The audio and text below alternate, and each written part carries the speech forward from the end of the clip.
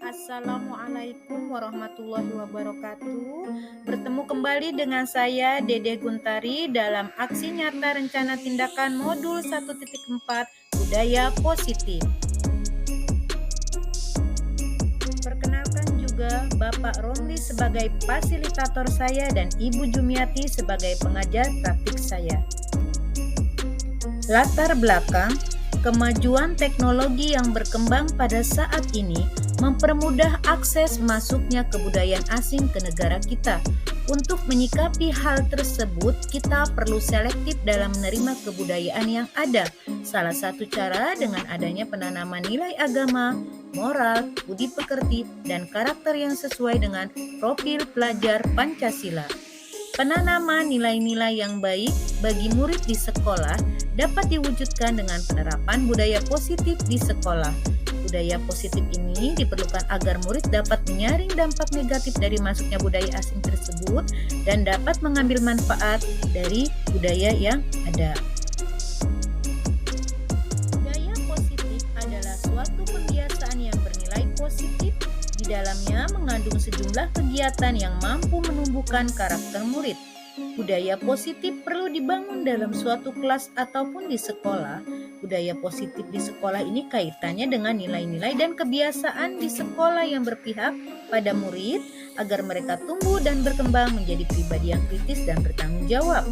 Budaya positif di sekolah akan terlaksana dengan baik jika semua pihak, baik guru, murid, kepala sekolah, staf penjaga sekolah, orang tua, komite sekolah, dan masyarakat terlibat dan mendukung di dalamnya.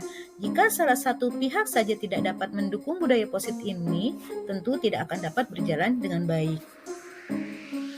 Tujuan aksi nyata menuntun murid agar dapat menerapkan pembiasaan budaya positif di sekolah dan menumbuhkan sikap disiplin, saling menghargai, dan bertanggung jawab di dalam kehidupannya sehari-hari.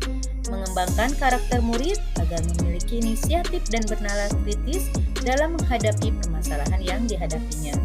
Mewujudkan murid yang memiliki karakter sesuai profil pelajar Pancasila. Tolak ukur merealisasikan kesepakatan kelas antara murid dan guru yang diwujudkan dalam keyakinan kelas. Diterapkannya budaya positif di sekolah oleh seluruh warga sekolah. Terwujudnya profil pelajar Pancasila melalui pembiasaan-pembiasaan baik yang dilakukan di sekolah. Deskripsi aksi nyata. Aksi nyata yang saya lakukan di sekolah saya adalah sebagai berikut. Membuat kesepakatan kelas yang diwujudkan dalam bentuk keyakinan kelas yang berpihak pada murid. Pengimplementasian budaya positif dengan mengkomunikasikan terlebih dahulu kepada kepala sekolah, kemudian dilanjutkan memberikan pemaparan segitiga restitusi kepada teman sejawat di sekolah. Sebagai bentuk aksi nyata saya menuju perubahan yang lebih baik lagi sebagai calon guru penggerak angkatan 7. Saya menyampaikan diseminasi segitiga restitusi ini kepada komunitas saya di sekolah saya, yaitu kepada teman-teman sejawat saya, baik yang mengajar di kelas rendah maupun di kelas tinggi, agar mereka dapat menerapkan budaya positif dalam proses kegiatan belajar mengajar di kelas mereka masing-masing. Kemudian saya juga menyebarkan aksi nyata 4 ini kepada sesama calon guru penggerak angkatan 7 sebagai umpan balik dari aksi nyata yang saya lakukan. Masa tindakan yang saya lakukan, yang pertama, mengkomunikasikan dan berkoordinasi dengan kepala sekolah tentang pentingnya penanaman budaya positif di sekolah, serta meminta izin kepada kepala sekolah untuk melakukan pengimbasan kepada teman sejawat di sekolah di minggu ketiga bulan Desember. Kedua, membuat keyakinan kelas bersama murid di minggu keempat bulan Desember. Ketiga, melaksanakan kegiatan pengimbasan kepada teman sejawat pada minggu kedua di bulan Januari 2023. Hasil aksi nyata. Aksi nyata yang sudah saya lakukan adalah membuat kesepakatan kelas bersama murid yang diwujudkan dalam keyakinan kelas. Dengan adanya keyakinan kelas, murid menjadi disiplin dengan rasa tanggung jawab dan lebih percaya diri dalam mengambil keputusan. Teman sejawat juga membuat keyakinan kelasnya di kelasnya masing-masing. Dukungan. selanjutnya tindakan aksi nyata yang saya lakukan di sekolah, maka dibutuhkan dukungan dari semua pihak, baik kepala sekolah, teman sejawat, murid, komite, orang tua murid, masyarakat sekolah, serta sarana dan prasarana yang ada di sekolah. Berikut ini adalah dokumentasi ketika saya mengkomunikasikan, berkoordinasi, dan meminta izin kepada kepala sekolah. Hari ini kita akan mulai pembelajaran kita dengan membuat kesepakatan kelas. Baik, Ibu akan tanyakan satu persatu ya kepada kalian kesepakatan kelas kita hari ini.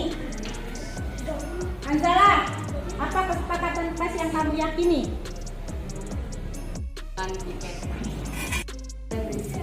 Kepada guru, berkata kasar. Tidak boleh berusaha sembarangan. Karena kita belajar. Tidak boleh berisik saat kegiatan belajar. Melaksanakan piket kebersihan kelas. Dan teratur dan tidak menyela ketika orang sedang berbicara. Ini adalah kesepakatan kelas antara saya dan murid yang kami wujudkan dalam keyakinan kelas. Assalamualaikum warahmatullahi wabarakatuh. Waalaikumsalam warahmatullahi wabarakatuh. Selamat pagi semuanya. Pagi. Apa kabar semuanya? Alhamdulillah baik. Alhamdulillah semua dalam keadaan sehat walafiat. Yang terhormat Bapak Kepala Sekolah SDN Jati Cempaka 6, Bapak Agus Setiawan, Sarjana Pendidikan Magister of Science, Ibu, Bapak, Guru yang kami hormati, beserta rekan-rekan staf semuanya. Pada hari ini, perkenalkan saya Dede Guntari, saya adalah CGP Angkatan 7 dari Kota Bekasi. Saya akan membawa perubahan paradigma implementasi budaya positif di sekolah kita di SDN Jati Cempaka 6. Hari ini saya akan memperkenalkan kepada teman-teman apa itu pengertian dari budaya positif. Sebelumnya kita beranjak dari pemikiran Ki Hajar Dewantara tentang apa itu belajar berpusat pada siswa. Pendidikan berpihak pada murid. Artinya, pendidikan itu kita sebagai guru menuntun budi pekerti murid dengan segala kekuatan kodrat yang dimiliki anak, baik kodrat alam dan kodrat zaman, agar mereka mampu mencapai keselamatan dan kebahagiaan yang setinggi-tingginya, baik sebagai seorang manusia secara utuh maupun sebagai anggota masyarakat. Jadi kita sebagai guru ibarat seorang petani. Tugas kita sebagai guru hanya menuntun tumbuh kembangnya padi, bukan membentuk suatu padi itu menjadi sebuah jagung. Itulah tugas guru. Kita hanya menuntun tumbuh kembangnya anak agar mereka selamat dan bahagia yang setinggi-tingginya, baik sebagai manusia maupun sebagai anggota masyarakat. Beranjak dari pemikiran KHD, kita akan menerapkan budaya positif di sekolah kita. Tapi sebelumnya kita ketahui terlebih dahulu apa itu budaya positif. Budaya positif adalah pembiasaan yang bernilai positif, di dalamnya mengandung sejumlah kegiatan yang mampu menumbuhkan karakter murid. Budaya positif perlu dibangun dalam suatu kelas ataupun di sekolah. Budaya positif ini kaitannya dengan nilai-nilai kebajikan dan kebiasaan yang ada di sekolah kita yang berpihak pada murid, agar mereka tumbuh dan berkembang menjadi pribadi yang kritis dan bertanggung jawab. Kemudian dalam budaya positif itu pasti kita akan tumbuh dimulai dari disiplin positif. Apa itu disiplin positif? Disiplin positif adalah sebuah proses pembelajaran. Disiplin positif ini juga merupakan pendekatan mendidik anak untuk melakukan kontrol diri dalam pembentukan kepercayaan diri. Disiplin berbeda dengan hukuman, meskipun kadang disiplin ini sering diterapkan dengan menggunakan teknik hukuman. Kenapa sih adanya tujuan disiplin positif? Adalah untuk menanamkan motivasi pada murid-murid agar menjadi orang yang mereka inginkan dan menghargai diri sendiri dengan nilai yang mereka percayai. Jadi gini Bapak Ibu guru, terkadang kita di kelas suka memberi kedisiplinan anak itu dengan melalui hukuman. Sekarang kita ubah paradigma kita dengan memberikan hukuman itu menjadi sebuah segitiga restitusi. Nah, sebelum saya memperjelaskan lebih lanjut tentang apa itu segitiga restitusi, kita akan beranjak dulu ya teman-teman. Kita lihat dulu ketika anak melakukan kesalahan, jangan dulu beri hukuman. Karena kita harus menggali terlebih dahulu motivasi apa sih yang membuat anak itu melakukan kesalahan. Pasti ada suatu hal. Nah, kita lihat. Menurut Diana Gosen dalam bukunya Restructuring School Discipline menyatakan ada 3 motivasi kenapa perilaku manusia itu terbentuk. Yang pertama, karena untuk menghindari ketidaknyamanan atau hukuman. Yang kedua, untuk mendapatkan imbalan atau penghargaan dari orang lain. Yang ketiga, untuk menjadi orang yang mereka inginkan dan menghargai sendiri dengan nilai-nilai yang mereka percaya. Perbedaan hukuman dan konsekuensi. Ketika kita melakukan anak melakukan kesalahan di kelas ataupun di sekolah, akan kita lihat dulu apa itu perbedaan hukuman dan konsekuensi. Kalau hukuman itu sifatnya menyakitkan dan mendadak. Kalau konsekuensi itu kesepakatan yang udah dilakukan guru dengan murid dan dibuat pelanggannya itu menjadi tidak nyaman tapi dalam jangka waktu sementara. Nah, teman-teman pasti tahu dalam semua hidup manusia itu pasti kita ada suatu kebutuhan yang harus kita penuhi sebagai manusia.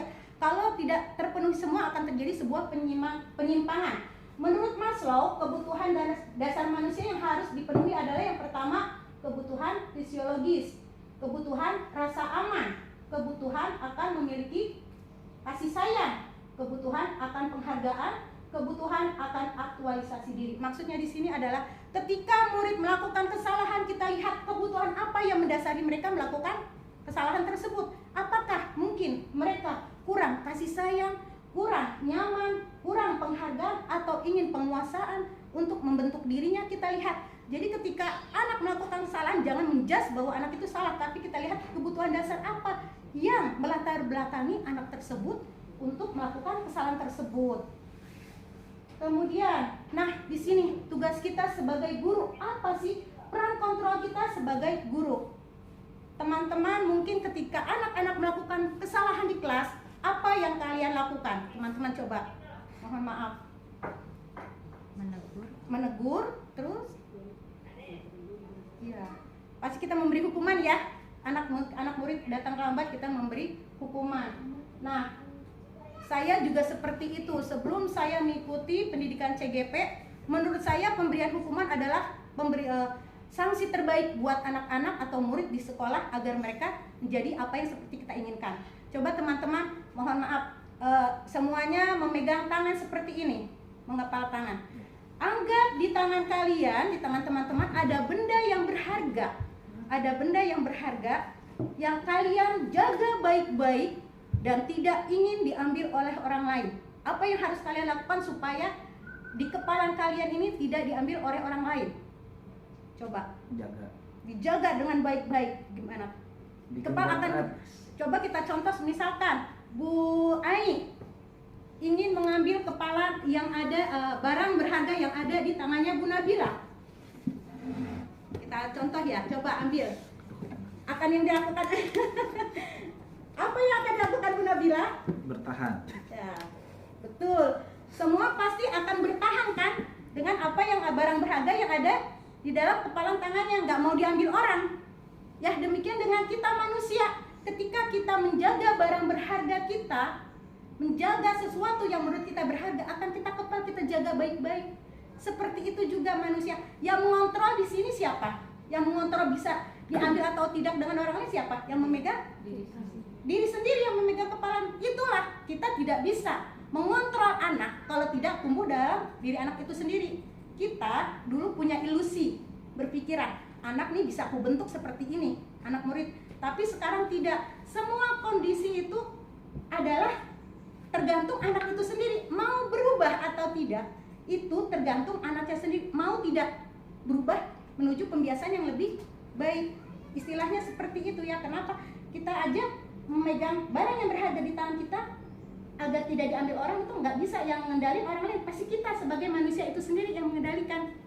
Ya, berarti kita juga anak murid ketika melakukan sesuatu, walaupun kita sudah memberitahunya berkali-kali, kalau tidak ada kesadaran dari dalam diri murid tersebut, tidak akan berubah. Itulah, jadi yang mengendalikan segala sesuatu, tabiat, pembiasaan itu ada dalam diri masing-masing. Maksudnya dari apa yang saya praktikkan ini ya, kepalkan tadi itu. Nah, kita di sini tugas kita, peran kontrol guru sebagai pemberi hukuman. Dulu saya juga termasuk sebagai guru yang memberi peran kontrol sebagai pemberi hukuman. Ketika anak bersalah, saya hukum. Ya, kamu harus mengerjakan ini sebanyak 100 kali. Saya juga melakukan seperti itu. Tapi setelah saya menyadari sekarang bahwa cara itu adalah bukan cara terbaik, makanya saya harus berubah dengan adanya nanti segitiga restitusi. Nah, pembuat rasa bersalah, saya jelaskan terlebih dahulu ya, satu-satu ya. Pembuat rasa bersalah gini, guru menghukum anak, tapi dia dengan rasa anak itu jadi nyesel jadinya dendam. Nanti saya jelasin satu persatu ya.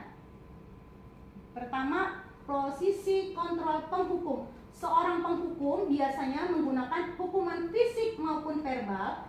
Orang-orang yang menjalankan posisi penghukum senantiasa mengatakan bahwa sekolah memerlukan sistem atau alat yang dapat lebih menekan murid-muridnya lebih dalam lagi. Konsekuensi logis dari akibat peran kontrol penghukum, kemungkinan murid marah dan mendendam dan bersifat agresif. Bisa jadi setelah kembali duduk, murid tersebut akan mencoret bukunya atau meja tulisnya, bahkan atau melakukan kegiatan yang lebih parah lagi.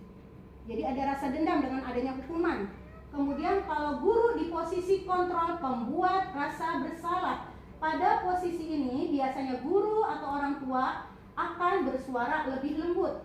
Pembuat rasa bersalah membuat orang lain itu merasa tidak nyaman, bersalah, rendah diri. Konsekuensi logisnya dari penerapan peran kontrol pembuat rasa bersalah ini adalah murid jadi merasa bersalah aja, terus bersalah dengan telah mengecewakan ibu bapak gurunya. Dia merasa, aku gagal telah membahagiakan orang lain. Kadangkala sikap ini lebih berbahaya jika penghukuman ini tertanam di dalam diri murid. Murid ini bisa menumpahkan amarahnya dengan cara yang negatif. Murid lebih tertekan dan ketika meletus amarahnya bisa menyakiti orang lain. Kemudian posisi kontrol sebagai teman. Kita bisa sebagai teman, tetapi ada kondisi negatif ketika kita selalu berperan kontrol sebagai teman untuk anak murid kita. Guru pada posisi ini tidak akan menyakiti murid, tapi akan berupaya mengontrol murid melalui pendekatan persuasif. Posisi teman pada guru ini berdampak negatif dan juga berdampak positif. Dampak positifnya hubungannya akan baik dengan murid.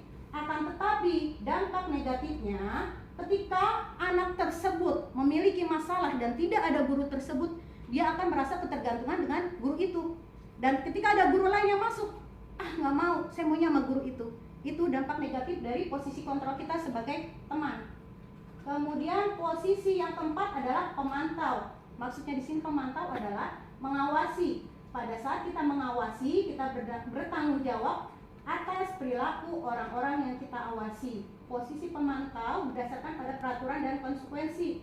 Sanksi konsekuensi ini dapat memisahkan hubungan pribadi kita dengan murid sebagai seorang yang menjalankan posisi pemantau. Konsekuensi logis dari penerapan posisi kontrol ini adalah ketika anak melakukan pelanggaran, guru tidak menunjukkan emosi yang berlebihan atau marah, tapi murid masih dibuat tidak nyaman karena harus meninggalkan kelas pada jam istirahat dan mengerjakan tugas guru. Maksudnya di sini pemantau, jadi kita ngeliatin, kita catat, nih anak sudah melakukan kesalahan. Kita kadang punya jurnal sikap dan jurnal keterampilan ya.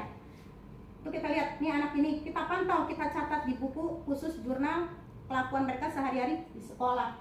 Cuma ada dampak negatifnya, anak masih merasa tidak nyaman.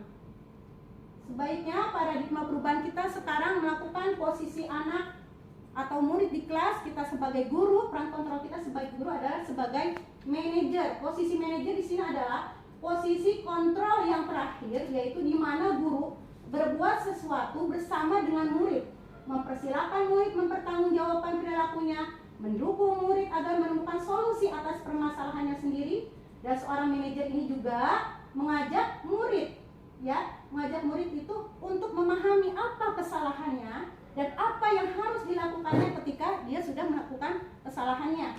Dan anak-anak juga diajarkan untuk menjadi manusia yang merdeka, mandiri, bertanggung jawab. Maka kita akan mengacu pada yang namanya disebut segitiga restitusi. Baik teman-teman, saya akan memberitahu dulu maksudnya di dalam posisi manajer ini. Sebelumnya kita harus membuat keyakinan kelas. Jadi ketika kita di kelas, kita kan suka mencantumkan peraturan atau tata tertib. Sekarang kita ganti menjadi keyakinan kelas. Keyakinan kelas itu adalah diskusi antara kita sebagai guru dengan murid. Jadi gini, apa ya di awal pembelajaran kita gini, apa yang harus menjadi peraturan kita di kelas? Kita tanya, jangan kita yang bikin peraturan, tapi kita balikan ke anak kita tersebut. Kita tanya satu-satu, apa kesepakatan kita di kelas untuk membuat keyakinan kelas yang tidak boleh dilanggar di kelas kita dan di sekolah kita, supaya disepakati bersama dan menjadi tanggung jawab bersama. Contohnya, nanti kita tanya, diskusikan dengan murid, misalkan gini. Contoh pertama kayak kesepakatan dan untuk menjadikan keyakinan kelas kita, yang pertama adalah tidak datang terlambat. Kita tanyakan, setuju atau tidak di kelas tersebut? Tidak datang terlambat ke sekolah. Jika mereka setuju, sudah menjadi keyakinan, kita tanyakan satu-satu ke muridnya. Misalkan, A, kamu datang terlambat. Saya Bu, menurut keyakinan kelas saya, kesepakatan saya tidak boleh datang terlambat. Kemudian yang satu, tidak boleh mencontek. Yang satu, tidak boleh bercanda di dalam kelas. Kita tanyakan ke mereka semua. Jadi kita buat namanya kesepakatan kelas agar tercipta keyakinan kelas. Ketika peraturan yang kita buat bersama dilanggar, itu akan kembali ke diri anak sendiri. Kita kembalikan. Yang membuat peraturan bukan ibu guru, tapi kita semua. Ketika melanggar peraturan tersebut, apa yang kita lakukan? Sepakati keyakinan kelas yang sudah kita lakukan. Jadi kita kembalikan ke anak itu tersendiri. Salah satu disiplin positif yang diterapkan untuk membangun budaya positif di kelas, yang dapat diterapkan di kelas dan dapat dibentuk melalui kesepakatan antara murid dan guru. Tujuannya supaya warga kelas akan lebih bertanggung jawab dengan kesepakatan yang dibuat bersama. Jadi di kesepakatan ini adalah tanggung jawabnya dibuat, peraturan yang dibuat secara bersama, bukan sepihak oleh guru aja, ya. Kemudian saya akan memperkenalkan apa itu paradigma perubahan segitiga restitusi. Teman-teman pernah mendengar segitiga restitusi? Belum ya? Segitiga restitusi adalah proses menciptakan kondisi bagi murid untuk memperbaiki kesalahannya, sehingga karakter mereka itu lebih kuat ketika mereka kembali kepada kelompoknya. Ketika mereka berbuat kesalahan, tidak ada dendam, tidak ada rasa benci ke guru, dan tidak ada ingin membalas ke temannya lagi. Nah, segitiga restitusi ini merupakan salah satu cara untuk memperbaiki diri, untuk mewujudkan disiplin diri. Segitiga restitusi ini merupakan tahapan tindakan yang dilakukan guru untuk membawa murid mentaati kesepakatan kelas yang telah ditetapkan dan mengakui secara sadar dan terbuka ketika melakukan kesalahan, serta merasakan kenyamanan ketika sudah berperilaku jujur. Ya, segitiga restitusi ini merupakan proses kolaboratif atau kerjasama yang mengajarkan murid bagaimana mencari solusi untuk masalah mereka, membantu murid untuk berpikir tentang orang seperti apa yang mereka inginkan dan bagaimana mereka harus memperlakukan orang lain. Intinya di segitiga restitusi ini mengajarkan siswa atau murid untuk bertanggung jawab terhadap perbuatan yang sudah dilakukannya. Dalam segitiga restitusi ini ada 3 tahapan. Yang pertama, menstabilkan identitas, validasi tindakan yang salah, dan menanyakan keyakinan. Ini adalah bentuk dari segitiga restitusi ya. Menstabilkan identitas, validasi tindakan yang salah, dan menanyakan keyakinan. Teman-teman, ini nanti saya akan kasih video dulu ya, biar lebih paham lagi dalam bentuk video apa itu segitiga restitusi.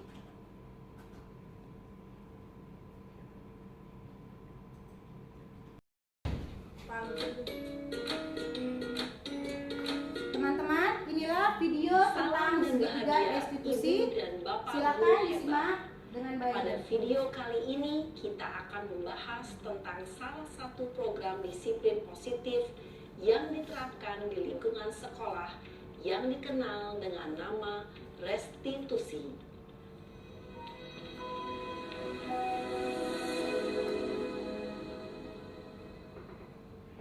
Restitusi dikembangkan oleh pakar pendidikan Diane Gossen, berlandaskan pada teori kontrol Dr. William Blaser. Segitiga restitusi adalah suatu proses dialog yang dijalankan oleh guru atau orang tua agar dapat menghasilkan murid yang mandiri dan bertanggung jawab. Pada saat guru di posisi manajer, aspek yang dikembangkan pada murid adalah motivasi intrinsik, sehingga penanaman nilai-nilai kebajikan dapat tumbuh dan berkembang menjadi suatu kebiasaan positif yang akhirnya membentuk karakter murid. Proses dialog ini terdiri dari 3 langkah yang digambarkan pada ketiga sisi pada segitiga restitusi. Sisi pertama adalah menstabilkan identitas. Sisi yang kedua adalah validasi tindakan yang salah. Dan sisi yang ketiga adalah menanyakan keyakinan. Ibu dan Bapak guru, berikut ini akan ditunjukkan bagaimana seorang guru berada dalam posisi manajer menggunakan penerapan segitiga restitusi.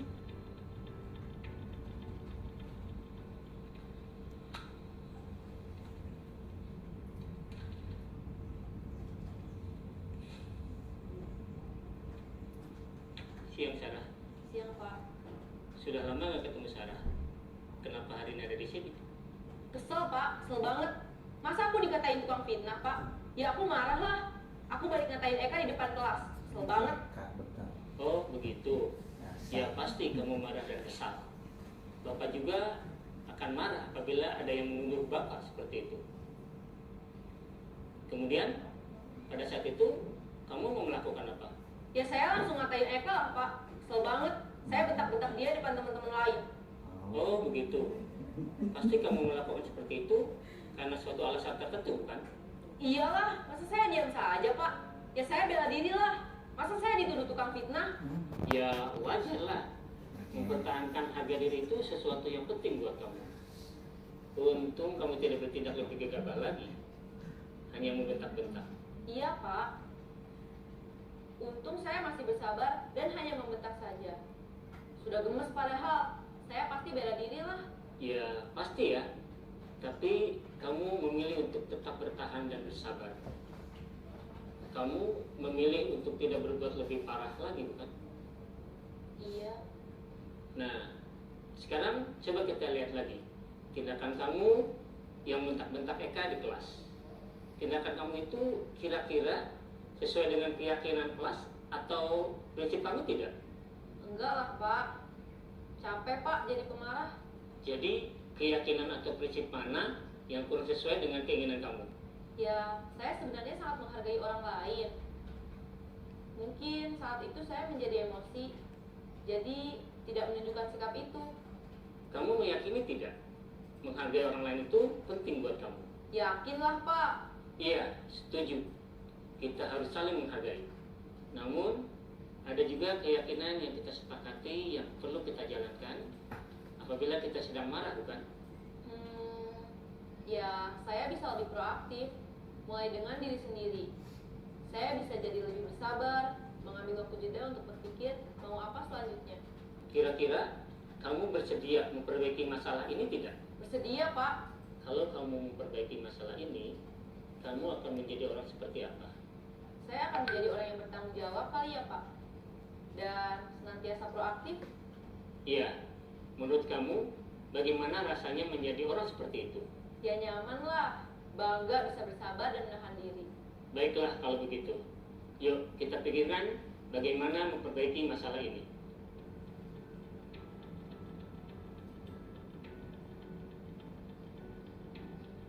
Ibu Bapak Guru, tadi kita sudah melihat video tentang segitiga restitusi yang menstabilkan identitas. Apa itu menstabilkan identitas? Tadi kita lihat bahwa menstabilkan identitas itu adalah mengubah identitas anak dari orang yang gagal karena melakukan kesalahan menjadi orang yang sukses. Maksudnya ketika anak melakukan kesalahan, jangan membuat dia merasa aku udah salah besar, aku gagal, dan tidak menyemangatinya lagi. Yang kita lakukan adalah kita menstabilkan identitas anak tersebut atau murid tersebut dengan memberi pertanyaan. Salah satu adalah berbuat salah itu tidak apa-apa, atau juga bisa tidak ada manusia yang sempurna. Saya juga pernah melakukan kesalahan. Kita bisa menyelesaikan ini. Bapak Ibu tidak tertarik mencari siapa yang salah, tapi Bapak Ibu mencari solusi dari permasalahan ini. Kamu berhak merasa begitu. Apakah kamu sudah menjadi teman yang baik buat dirimu sendiri? Jadi memberikan kepercayaan diri kepada anak bahwa sebuah kesalahan adalah hal yang wajar. Semua orang pernah melakukan kesalahan. Jadi tidak membuat dirinya merasa bersalah terus-menerus. Kemudian yang kedua, segitiga restitusi yang kedua adalah validasi tindakan yang salah. Maksudnya di sini adalah mengubah pandangan, stimulus respon ke cara berpikir proaktif yang mengenali tujuan dari sebuah tindakan. Jadi memberikan pengertian kepada anak ketika kita melakukan kesalahan, apa sih yang harus kita lakukan, bukan memberi hukuman kepada anak tersebut. Pertanyaan-pertanyaan yang dapat kita berikan adalah, padahal kamu bisa loh melakukan yang lebih buruk dari ini, tapi kamu tidak melakukannya. Jadi kita beri semangat. Kemudian kamu pasti punya alasan kenapa kamu melakukan hal itu. Kamu patut bangga pada dirimu sendiri karena kamu telah melindungi sesuatu yang penting buat kamu. Kamu boleh mempertahankan sikap itu, tapi harus ada sikap yang baru yang kalian tambahkan untuk mempelajari masalah yang ada. Kemudian yang terakhir adalah menanyakan keyakinan, menghubungkan dengan nilai-nilai yang dia percaya dan bertindak menjadi orang yang dia inginkan. Pertanyaan yang bisa kita berikan kepada anak-anak adalah, apakah kamu masih ingat tentang keyakinan kelas kita? Apa nilai-nilai kebajikan yang sudah kita sepakati di kelas? Kamu mau menjadi seorang seperti apa? Penting juga kita menanyakan ke murid, mau apa nantinya jika mereka sudah dewasa? Atau kamu ingin menjadi orang yang sukses, bertanggung jawab, atau bisa dipercaya? Kebanyakan anak-anak mengatakan iya, tapi mereka tidak tahu bagaimana caranya menjadi orang seperti itu. Nah, tugas kita sebagai guru adalah menuntun dengan memberi pertanyaan kepada mereka, seperti apa yang nanti kalian lakukan di saat kalian dewasa. Nah, kita beri gambaran yang jelas apa yang mereka inginkan agar anak-anak tetap fokus pada apa yang diinginkannya, apa yang dicita-citakannya. Inti dari kegiatan ini adalah saya mengajak ibu bapak guru untuk menstop atau sudah menghilangkan sistem hukuman. Mari kita beralih ke segitiga restitusi. Walaupun kita melakukan kegiatan segitiga restitusi itu, kita lihat dulu permasalahannya ringan atau berat. Tidak semua segitiga restitusi ini bisa kita praktikkan jika masalah itu ringan. Kita fleksibel aja. Ketika masalah tersebut ringan, kita lakukan tindakan dari tiga segitiga ini, mana yang bisa kita lakukan. Untuk masalahnya kita lihat terlebih dahulu permasalahan yang ada atau timbul di kelas. Jika masalahnya berat, boleh kita lakukan tiga segitiga restitusi ini.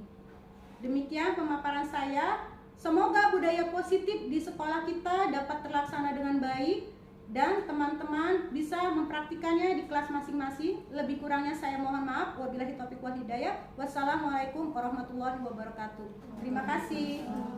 Assalamualaikum warahmatullahi wabarakatuh. Perkenalkan, nama saya Nisfi Dahnia. Saya adalah rekan dari Ibu Dede Guntari.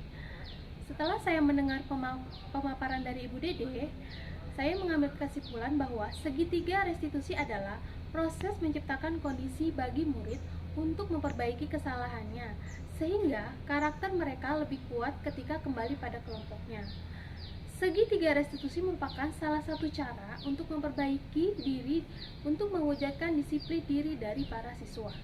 Segitiga restitusi merupakan tahapan tindakan yang dilakukan guru untuk membawa murid menaati kesepakatan kelas yang telah ditetapkan dan mengakui secara sadar dan terbuka ketika mereka melakukan kesalahan, serta merasakan kenyamanan ketika sudah berperilaku dengan jujur. Mungkin hanya itu pemaparan dari saya, kurang lebihnya mohon maaf. Wassalamualaikum warahmatullahi wabarakatuh. Bismillahirrahmanirrahim. Assalamualaikum warahmatullahi wabarakatuh. Perkenalkan, saya Eka Putri Utami. Saya adalah rekan sejawat dari Ibu Dede Guntari. Setelah saya mendengarkan pemaparan yang disampaikan Bu Dede, saya dapat menyimpulkan bahwa ketika murid melakukan kesalahan bukan diberikan hukuman, tetapi diterapkannya teori segitiga restitusi. Terima kasih. Wassalamualaikum warahmatullahi wabarakatuh. Assalamualaikum warahmatullahi wabarakatuh. Perkenalkan, nama saya Syifa.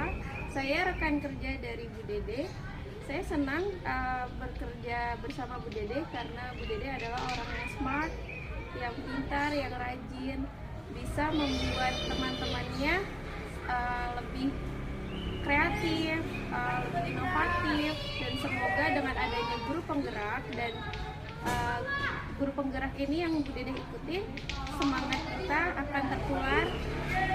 Saya senang ada teman saya, Ibu Dede, yang ikut kegiatan guru penggerak karena beliau penuh dengan semangat. Semoga nanti semangatnya dan kegiatan guru penggeraknya bisa menular ke teman-teman yang lain. Amin. Saya senang diajak bersama Bu Dede karena belajarnya dengan bersemangat. Assalamualaikum warahmatullahi wabarakatuh. Nama saya Muhammad Novel Patiaraman. Saya senang diajari Bu Dede karena pelajarannya tidak membosankan. Saya Paundra, kelas 6A. Saya senang belajar dengan Bu Dede dengan cara menarik. Demikianlah aksi nyata 1.4 saya. Semoga bermanfaat. Salam guru penggerak, tergerak, bergerak, dan menggerakkan. Terima kasih. Wassalamualaikum warahmatullahi wabarakatuh.